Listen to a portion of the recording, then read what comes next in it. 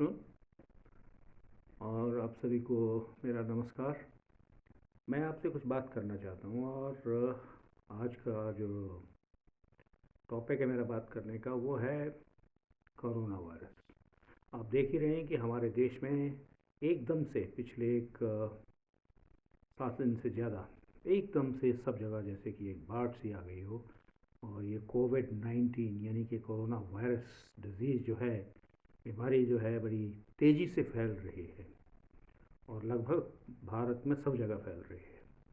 और ये अचानक फैल रही है और इसमें ये जो है हम इसके लिए तैयार नहीं थे।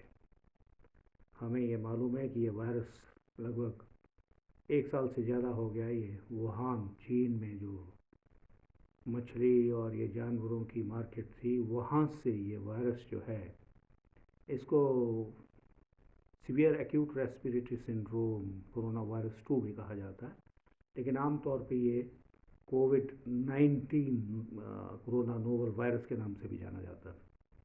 आप जानते हैं इस वायरस ने पूरी दुनिया को हिला के रख दिया है। ये बहुत सूक्ष्म सा वायरस होता है और इसकी सतह के ऊपर प्रोटीन्स होती हैं जिसको हम ग्लाइकोप्रोटीन्स कहते हैं। उसके द्वारा शरीर में ये हमारी जो शक्ति है, जो हमारी इम्यूनिटी है, जो हमारे सेल्स हैं, कोशिकाएं हैं, इसको ये ख़त्म कर देता है।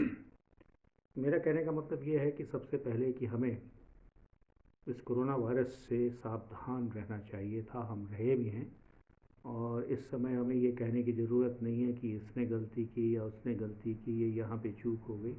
ये हम सब की जिम्मेवारी है, पूरे देश की जिम्मेवारी है, पूरे नागरिकों की जिम्मेवारी है, परिवारों की जिम्मेवारी है, डॉक्टर्स की जिम्मेवारी है, एडमिनिस्ट्रेटर्स की और नेताओं की, यानी कि सब लोग। मैं ये कहना चाहता हूँ कि इसकी गाइडलाइंस जो वर्ल्ड हेल्थ ऑर्गेनाइजेशन, विश्व स्वास्थ्य संगठन की गाइडलाइन, जो निर्देश हैं उनके, वो बिल्कुल क्लियर है इस मामले में। ये जानते हुए कि ये महामारी दुनिया भर में फैल रही है, उन्होंने क्लियरली कहा है कि आप अपनी सुरक्षा के लिए और दूसरों की सुरक्षा के लिए मास्क पहनिए। अगर कोई आदमी मास्क पहनता है, और ये जो वायरस अभी आया है नंबर 2 वायरस जो है कोविड का, इसमें ये इतना ख़तरनाक है, ये बड़ी तेज़ी से फैलता है, जो पहले वाले वायरस से ज़्यादा तेज़ी से फैलता है। तो हमें अगर दो नहीं सही, कम से कम एक अच्छा मास्क ज़रूर पहनना चाहिए। यदि सभी लोग मास्क पहनते हमारे देश में तो ये वायरस नहीं फैलता। ये अगर जो लोग मास्क पहनते हैं, लगभग 99% 90% से अधिक लोगों को वायरस नहीं हो सकता है। हमारी चूक वहीं पे होगी। सावधानियां हमें मालूम है कि सर्वप्रथम हमें मास्क पहनना है, जो हम नहीं पहनते, यानी कि एक अनुशासनहीनता, कहना नहीं मानना। दूसरी गाइडलाइन ये थी कि आपको झुंड में नहीं रहना है, आपको इकट्ठे नहीं रहना है, आपको नज़दीक नहीं रहना है। खांसी जुकाम बुखार हो, आपको अलग रहना चाहिए। आपको ऐसे समय में जब हम लोग इतनी बड़ी महामारी से जूझ रहे हैं, तो आप ये देखिए कि हमारी रैलियाँ भी होते हैं, पॉलिटिकल रैली, सोशल, और ये हमारे सांस्कृतिक कार्यक्रम भी होते हैं। और हम लोग यानी कि कई बार शादी विवाह में और उसमें भी इस बात का ख्याल नहीं रखते कि हमें एक दूसरे से दूर रहना चाहिए, हमें मास्क पहनना चाहिए। उसके बाद क्या गाइडलाइन थी WHO की, विश्व स्वास्थ्य संगठन की गाइडलाइन थी कि आप जहाँ तक हो सके अपने घरों में अपने आप को सीमित रखिए और सोशल डिस्टेंसिंग, ये थोड़ा फासला रखिए एक दूसरे से।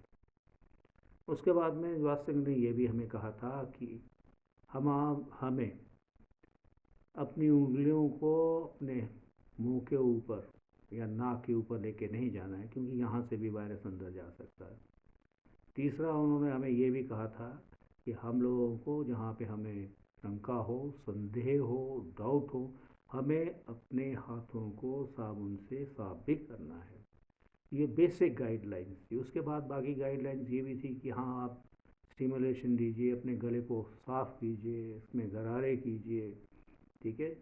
और जब भी यानी कि आपको ऐसा प्रतीत हो कि आप कुछ खांसी है, जुकाम है, नज़ला है, और आजकल इसके सिम्टम जो है ये नंबर 2 वायरस जो अभी आया है पहले से ज़्यादा ख़तरनाक है, और इसमें इसकी जो लक्षण है वो कई बार ऐसे होता है कि नाक से पानी ना आए, हो सकता है खांसी ना हो, गले में खराश ना हो, बदन बदन में इसमें दर्द शुरू हो जाती है, सिर में दर्द हो सकती है, छाती में दर्द हो सकती है। और ये वायरस पहले वाला जो वायरस था उसमें पेट में जो हमारा जिसको कहते हैं पाचन क्रिया जो है उसके ऊपर असर नहीं पड़ता था, लेकिन अब देखा गया है कि कुछ लोग जो है उनको उल्टी भी हो रही हैं, दस्त भी हो रहे हैं, और कई बार ऐसा भी हुआ है कि हृदय की जो गति है, हृदय गति है उसकी जो दर है उसके ऊपर, यानी कि इसको रिदम के ऊपर भी असर पड़ने लगा है। तो ये जो अब का वायरस है ज़्यादा खतरनाक है और एक नए तरीके से प्रेजेंट कर रहा है, और इसमें इतनी शक्ति है कि ये म्यूटेशंस हो जाती हैं, इसमें अपनी रूपरेखा अपनी प्रजाति को ये बदल डालता है। तो इसलिए हमें इससे लड़ने में बड़ी कठिनाई हो रही है, लेकिन हर कठिनाई का सामना किया जा सकता है, और अभी भी कोई ऐसी बात नहीं है, इसको कंट्रोल किया जा सकता है।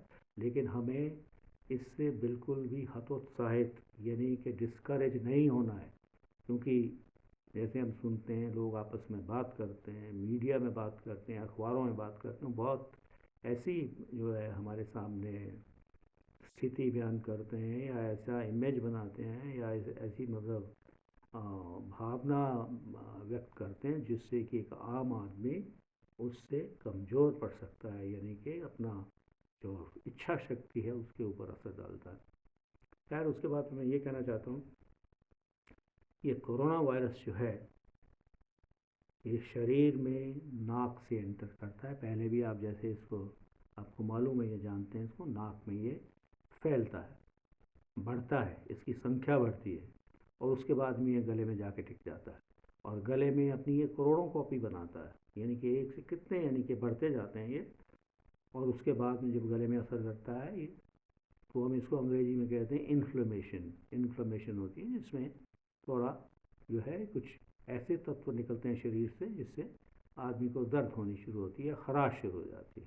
उसके बाद में जो हमारा ये श्वास नली है या हमारे फेफड़े में उसमें चला जाता है, फेफड़ों में जाने से यहाँ पे गैस एक्सचेंज होती है, हम वायु से ऑक्सीजन लेते हैं, कार्बन डाइऑक्साइड छोड़ते हैं, उनको एल्वियोलाई कहते हैं, फेफड़ों के एल्वियोलाई, फेफड़ों की कोशिकाएं, वहाँ जाके ये जो है उसमें इन्फेक्शन पैदा करेगा।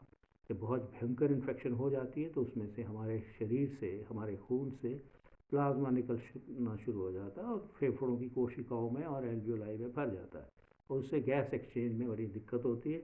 इसलिए में हो सकता है कि ऐसी अवस्था में जब आदमी सांस ना ले पाए तो वेंटिलेटर की सहायता लेनी पड़ सकती है। दूसरे जो हमारी खून की धमनियाँ होती हैं, बारीक धमनियाँ, उसमें ये नुकसान करता है। हमारे शरीर में जो इम्यूनिटी के सेल्स हैं वो आके से लड़ते हैं, और अक्सर ये देखा गया है कि जो लोग 60 साल से जिनकी उम्र ज़्यादा है उन लोगों पे ये ज़्यादा असर करता है, और जब फेफड़े इन्वॉल्व हो जाते हैं तो हमें सीटी भी करवाना पड़ सकता है, एक्सरे करवाना पड़ सकता है, और उसके बाद में वो आदमी वेंटिलेटरी सपोर्ट यानी कि एक वेंटिलेटर को वो काम करना पड़ता है जो एक नॉर्मल आदमी अपनी शक्ति से, अपनी चेस्ट मूवमेंट से, छाती की मूवमेंट से वो गैस एक्सचेंज का ऑक्सीजन ले लेता है। ऐसी स्थिति में आदमी निढाल अवस्था में हो जाता है। कई लोग ऐसे हैं जैसे बदन टूटना शुरू हो जाता है और उसे ऑक्सीजन की ज़रूरत पड़ती है, क्योंकि जो ऑक्सीजन सेचुरेशन है वो 100% तो खैर बढ़ती उम्र में नहीं हो सकती है, लेकिन ये कम होना शुरू हो जाती है, और शरीर की जो ऑक्सीजन सेचुरेशन है या खून में उसकी जो मात्रा है, अगर वो 92-93% से 92-93% से नीचे आनी शुरू हो और लगातार गिरती जाए तो इसका मतलब है उस आदमी को एक वेंटिलेटरी सपोर्ट से ऑक्सीजन दी जाएगी, और उसमें निश्चित मात्रा दी जाएगी, एक निश्चित दबाव यानी कि एक वॉल्यूम और प्रेशर मेंटेन किया जाता है, जिसके लिए लगातार निगरानी की आवश्यकता होती है ट्रेंड स्टाफ से। खैर ये तो रही इसकी कोरोना वायरस की थोड़ी सी सिम्टोमेटोलॉजी के बारे में बात करना चाह रहा हूँ आपसे। दूसरा मैं ये कहना चाहता हूँ आपको कि हम लोग इसमें कैसे फंसते हैं, कैसे हमारा देश इसमें इन्वॉल्व हो गया, कहाँ हमसे गलती हो गई है। क्योंकि आदमी गलतियों से ही सीखता है। जब एक बीमारी महामारी आती है तो उसके इफ़ेक्ट्स या उसकी रोकथाम के जो तरीके हैं वो काफ़ी देर में हम लोग अपने अनुभव से सीखते हैं। मैं ये कहना चाह रहा हूँ कि आपने देखा होगा कि जब ये चीन में फैला तो वहाँ से एक छात्रा भारत में आई जिसको कोविड-19 था। मुझे नहीं मालूम उसकी इतनी अच्छी तरह से निगरानी हुई या नहीं हुई है। उसके बाद कुछ लोग विदेशों में गए थे तीर्थ यात्रा पे और वो लोग भी वहाँ से कोरोना लेके आए। उसके बाद में खैर जैसे तैसे में हम लोगों ने इसको रोका, इसकी रोकथाम हुई, लॉकडाउन हुआ, बड़ी अच्छी तरह से काम हुआ। लेकिन ये दूसरी बार का जो हमें ये जानते हुए कि जहाँ पे लोग ज़्यादा इकट्ठे होते हैं, हम लोगों ने इस बात की परवाह नहीं की कि हम लोग भारी संख्या में एक ही जगह में बिना मास्क पहने एकत्रित ना हो। ये हर एक आदमी का, नागरिक का जो है उसकी जिम्मेवारी है, उसकी रिस्पॉन्सिबिलिटी है, उसका कर्तव्य है कि जहाँ भी ऐसी अवस्था में आपको स्वयं ही नहीं जाना चाहिए। तो जहाँ पे रैली हो रही है आप क्यों जा रहे हैं? आपको मालूम है इससे इकट्ठा रहने से बीमारी फैल सकती है, तो हम उस चक्कर में क्यों फंसे? अच्छा, दूसरी बात मैं ये कहना चाह रहा हूँ कि युवाओं में ये पहले बीमारी नहीं थी, लेकिन जो नया वायरस आया है, जो म्यूटेशन हुई है, इसमें जवान बच्चे और छोटे बच्चों को भी वायरल इन्फेक्शंस जो हैं वो हो रही हैं। और ख़ासकर विशेषकर वो लोग इससे मतलब यानी कि अगर इन्फेक्शन हो भी है, मैं ये कहना चाह रहा हूँ कि 80 या 85%, 80-85% जो पेशेंट्स हैं उनमें बीमारी के लक्षण नहीं होते हैं। और कई बार ऐसे भी कि 90% तक जो है ये इसका पता ही नहीं चलता है कि उनको कोविड-19 का वायरस है या नहीं है। लेकिन ऐसा व्यक्ति जिसको जो कैरियर है, जिसको लक्षण नहीं है और उसमें वायरस है, ये ऐसे लोगों को, दूसरे लोगों को, वृद्ध लोगों को, विशेषकर उन लोगों को जिनको डायबिटीज़ यानी मधुमेह की बीमारी है, शुगर की बीमारी है, ब्लड प्रेशर की बीमारी है, या गुर्दों की बीमारी है, या फेफड़ों की कोई बीमारी है, या ऐसा आदमी जो कैंसर से पीड़ित है और उसको कैंसर की कीमोथेरेपी दी जा रही है, या ऐसा आदमी जिसकी रेजिस्टेंस कम है, तो ऐसा आदमी जो शरीर से बहुत भारी है, तो ऐसे लोगों में अगर इन्फेक्शन हो जाए तो उनके जीवन को खतरा पड़ सकता है। तो जितना मोटा आदमी होगा उसको सांस लेने में उतनी मुश्किल होगी। ये बात एक नेचुरल ये नियम है प्रकृति का। इसलिए हमने अपने स्वास्थ्य का ध्यान रखना है जो नहीं रखा। हम लोगों को अपने स्वास्थ्य को ठीक रखने के लिए सैर करनी चाहिए, घूमना चाहिए, अल्प आहार करना चाहिए, अच्छा आहार करना चाहिए और एक अनुशासन का पालन करना चाहिए। हम अपने शरीर को तंदुरुस्त नहीं रख पा रहे हैं, और जिस आदमी का शरीर तंदुरुस्त नहीं है, जो आदमी अपने स्वास्थ्य का ख्याल नहीं रख रहा है, जो आदमी ज़्यादा खाता जा रहा है या ज़्यादा शराब पी रहा है या ज़्यादा सिगरेट पी रहा है, या जो अपने ही मतलब यानी कि ये कहना कि एक तपस्या है जीवन को ठीक सुंदर रखना। आप चाहिए देखिए कि हमारा रंग रूप ये ईश्वर की देन है या प्रकृति की देन है, लेकिन हम लोग चाहे हमारा रंग इतना अच्छा ना हो या ईश्वर ने हमें शक्ल सूरत अच्छी ना दी हो, हालांकि सब लोग एक जैसे ही होते हैं, लेकिन एक लंबे अरसे तक अगर आप अपने शरीर को स्वस्थ रख सकते हैं, आप निश्चय रूप से अपनी वृद्धावस्था में भी ठीक ठाक नज़र आएंगे। लेकिन अगर आप शरीर को ठीक ही नहीं रख पाएंगे, अपने स्वास्थ्य को ठीक नहीं रखेंगे, सिगरेट पिएंगे, ज़्यादा खाएंगे, तो इससे ज़रूर है थोड़ा थोड़ा क्या बहुत ज़्यादा जीवन का खतरा पड़ सकता है। आप ये देखिए। उसके बाद मैं ये कहना चाहता हूँ कि जब बीमारी के लक्षण होते हैं, जैसे आप जानते हैं कि बदन बदन में दर्द हो रहा है, ये वायरस जो है दिमाग पे भी असर करता है, ये फेफड़ों पे तो असर करता ही है, पानी जम जाता है उसमें, ये पाचन क्रिया को, पाचन तंत्र को ख़राब कर देता है, लीवर यानी कि जिगर को ख़राब करता है, उसके एंजाइम्स डिस्टर्ब हो जाते हैं, ये गुर्दों को डिस्टर्ब कर देता है, गुर्दों किडनी जो है उसकी फंक्शनिंग को ख़राब कर देता है। तो यानी कि हर चीज़ जो है इसके घेरे में आ जाते हैं। और जब ये वायरस इन्फेक्ट करता है तो उसके बाद हमारे शरीर में जो अपॉर्चुनिस्ट यानी कि जो दूसरे बैक्टीरिया हैं, जीवाणु जिनको हम कहते हैं, वो भी सक्रिय हो जाते हैं और वो फैलना शुरू करते हैं। उससे हमारी ये बीमारी सारे शरीर में फैल जाती है और हमें सेप्टिसीमिया हो सकता है। उसके बाद में फिर आप ये देखिए कि आदमी का बचना मुश्किल हो जाता है। लेकिन अगर आपको ये लक्षण हो रहे हैं तो सबसे पहले हम लोगों को कोविड-19 टेस्ट, जिसको RT-PCR भी कहते हैं, वो करवाना चाहिए। अगर वो पॉजिटिव है ठीक है, बड़ी अच्छी बात है। आपको नेगेटिव है, कोई बात नहीं, बहुत ही अच्छा है। लेकिन RT-PCR में कोविड-19 पाया गया तो इसका मतलब ये है कि अगर आपको सिम्टम्स नहीं भी हैं तो ये बहुत आवश्यकता है कि उस आदमी से जिसको कोविड-19 पॉजिटिविटी है दूसरों की रक्षा हो सके, क्योंकि ऐसा इंसान जिसको स्वयं लक्षण नहीं है बीमारी के, वो दूसरों को इन्फेक्ट कर सकता है और दूसरा आदमी संक्रमित हो सकता है। यह संक्रमण की क्रिया को तोड़ने के लिए इससे आवश्यक है कि जिनको इस बीमारी के लक्षण हैं या वो संक्रमित है, उसका 14 दिन के लिए एकांतवास यानी कि क्वारंटीन होना चाहिए। और जिसका ऑक्सीजन सैचुरेशन मेंटेन नहीं हो रहा है, ऑक्सीजन संभाल नहीं पा रहा है और छाती में दर्द हो रहा है, सांस फूल रही है उसकी, वो बिल्कुल दूसरों के ऊपर निर्भर है, ऐसे व्यक्ति को कोविड-19 हॉस्पिटल में भर्ती करवाना अत्यंत आवश्यक है। नहीं तो वो घर में बैठे हुए बाकी लोगों को भी संक्रमित कर सकता है। तो इन बातों के अलावा मैं ये भी कहना चाहता हूँ कि एक बार ये इन्फेक्शन हो जाए तो ये कंसेप्चुअलाइज जिसको कहते हैं, एक प्रूवन यानी कि जिसके ऊपर काफ़ी ट्रायल किए गए हों, जिसको टेस्ट किया गया हो, कोविड-19 के लिए कोई विशेष रामबाण हमारे पास नहीं है।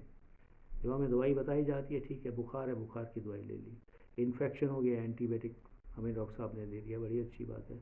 लेकिन ऐसी कोई दवाई हमारे पास नहीं है। ये हम लोग अभी जो ट्रीटमेंट दे रहे हैं ये एम्पिरिकल यानी कि जिसको कहते हैं कि हो सकता है कि दवाई से ही ठीक हो जाए। कई बार ऐसे भी होता है डॉक्टर साहब हमें अच्छी अच्छी दवाइयाँ देते हैं, हम ठीक हो जाते हैं और होते ही हैं अक्सर। लेकिन ये कह देना कि इसी दवाई से ठीक हुआ, ये ठीक नहीं होगा। इसलिए जब तक कि कोई दवाई बिल्कुल साइंटिफिकली प्रूव ना हो जाए, स्थापित ना हो जाए, कंसेप्चुअलाइज ना हो जाए जिस तरह की बाकी दवाइयाँ हैं, तो ये कह देना कि कोविड-19 का बस यही तरीका और कोई नहीं। ऐसी दवाइयाँ, मैं उनका नाम नहीं लेना चाहता हूँ दवाइयों का, ये दवाइयाँ जो हैं कुछ दवाइयाँ ऐसी हैं जो वायरस की इसको बढ़ने से और इसकी मल्टीप्लाई करने से 1 से 2, 2 से 4 फिर इस तरह से जैसे बढ़ते हैं, उसको जो है उसमें भी ये इसके बारे में कोई इतना बड़ा प्रूफ नहीं है कि उसके ऊपर यानी कि पूरी तरह से निर्भर किया जा सके।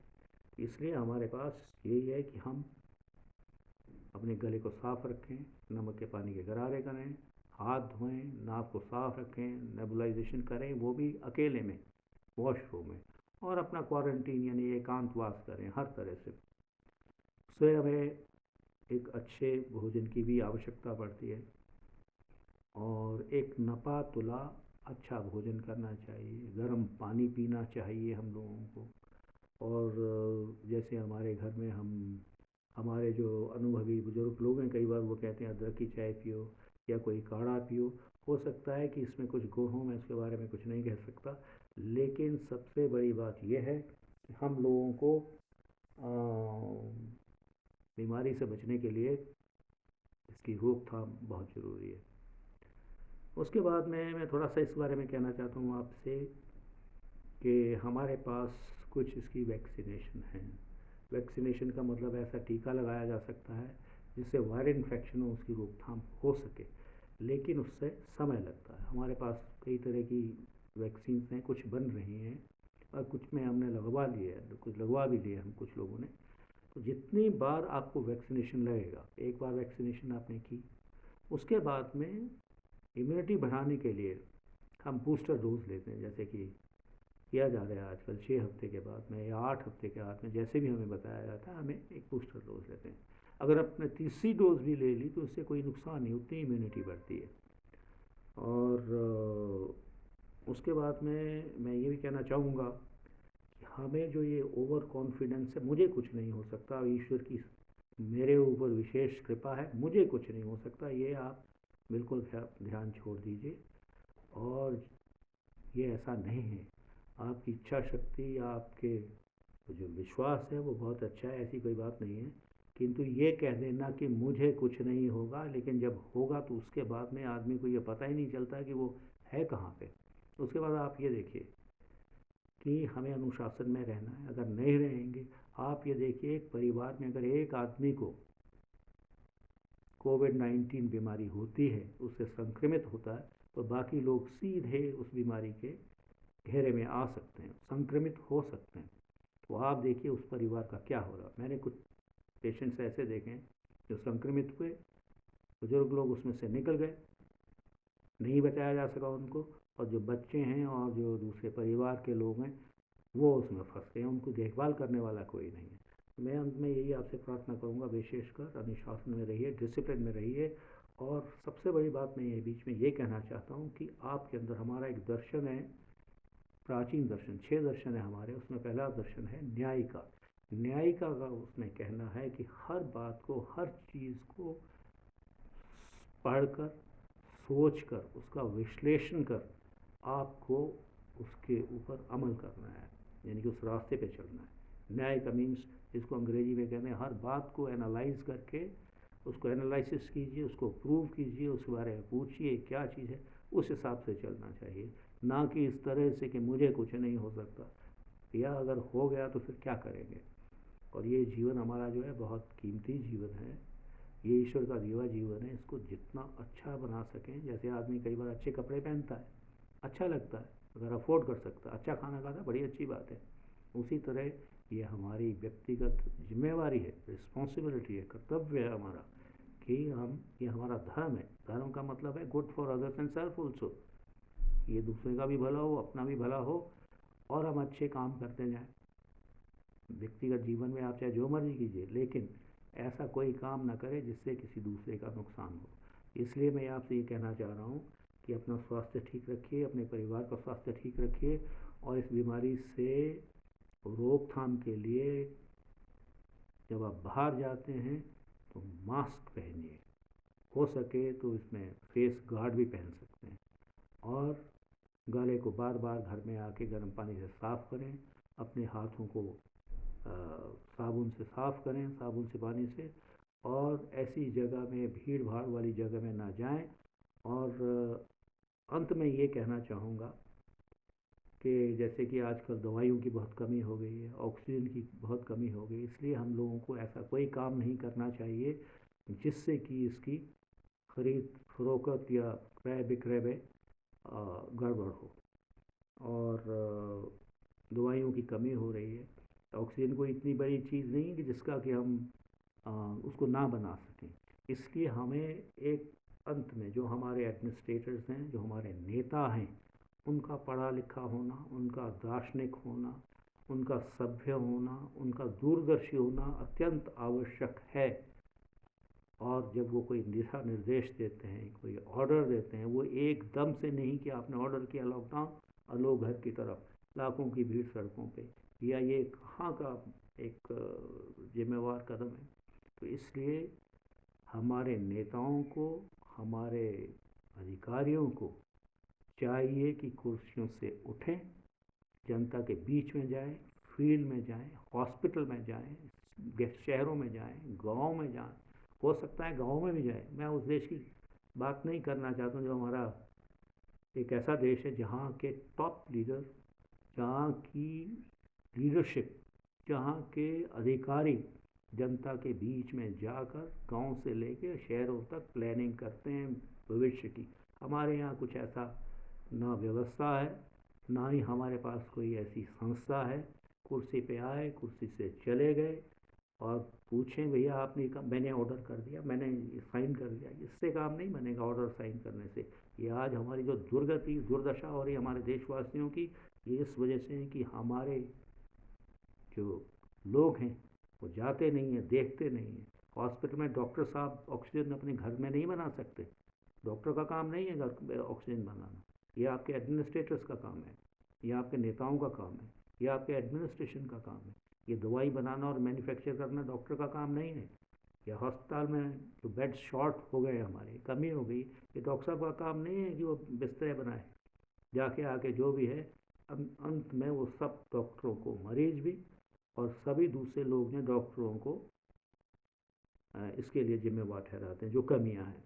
डॉक्टर बीच में कहाँ से आ गए? डॉक्टर का काम है पेशेंट को देखना। मैं खुद डॉक्टर हूँ, सर्जन हूँ। 150-200 पेशेंट्स उसने उस टाइम देखे जब ये कोरोना शुरू हुआ था। मैं मास्क पहन के काम कर रहा था, लेकिन इसकी व्यवस्था करना, डिसिप्लिन इन्फोर्स करना, बीमारी की रोकथाम करना, अस्पताल बनाना, हमारे देश में मैं आपको ये बताना चाहता हूँ, सिर्फ जीडीपी का 1.6% जो है हेल्थ सर्विसेज में इन्वेस्टमेंट होती है। ब्रिटेन में, जर्मनी में, फ्रांस में ये 7% से ज़्यादा है। वहाँ की व्यवस्था अच्छी है, वो प्लानिंग करते हैं फ्यूचर की। हम नहीं करते हैं इसकी प्लानिंग। चीन में प्लानिंग होती है, हमारे पास कोई प्लानिंग ही नहीं है। 1.26%, हमें 1.6%। तो भैया, आप दूसरों को दोष देने के बजाय हर आदमी, हर इंसान दूसरे को अगर ठीक करना फोड़े, अपनी गाड़ियों से, अपने महलों से बाहर निकलें, जनता के बीच जाएं। नहीं जाएंगे, ये हमारा देश, अभी तो ये कोरोना वायरस है, लेकिन दूसरी दिक्कतें, दूसरी परेशानी है। तो आप ये देखिए कि हमें उस स्थिति में नहीं जाना है जहाँ देश की पूर्ण व्यवस्था चरमरा जाए, जर्जर हो जाए, और हम जिसको कहते हैं एक कोलैप्स की स्टेट में चले जाएं। ये वार्निंग है हमारे लिए, चेतावनी है ये, कि भैया उठिए, अपने दफ्तरों से उठिए। और मैं ये समझता हूँ कि मैंने काफ़ी इस बारे में स्टडी किया है, अध्ययन किया है। मैं काफ़ी ऑफिस में जाता रहता हूँ और मुझे ये देख के बड़ी हैरानी होती है कि वहाँ पे हमारे कार्यालय में, आप जानते हैं किस तरह का काम होता है, और उससे कंपेयर कीजिए, यानी कि पब्लिक सेक्टर को आप प्राइवेट सेक्टर से कंपेयर कीजिए, चाहे वो अस्पताल है, चाहे मैनेजमेंट है, चाहे एडमिनिस्ट्रेशन है, या काम करने का तरीका है, या किसी से व्यवहार यानी कि बातचीत करने का तरीका बिल्कुल अलग है। मैं पूर्ण अपने देश को, इस भारत माता को नमस्कार करता हूँ, और ये प्रार्थना करता हूँ ईश्वर से कि हम लोग इस बीमारी से बाहर निकलें और हम लोग सुधरें, हमारा अनुशासन उधरे, और हमें अच्छे अच्छे लोग मिलें इस देश भारत माता की सेवा में हमें इस बीमारी से बाहर निकालें। धन्यवाद।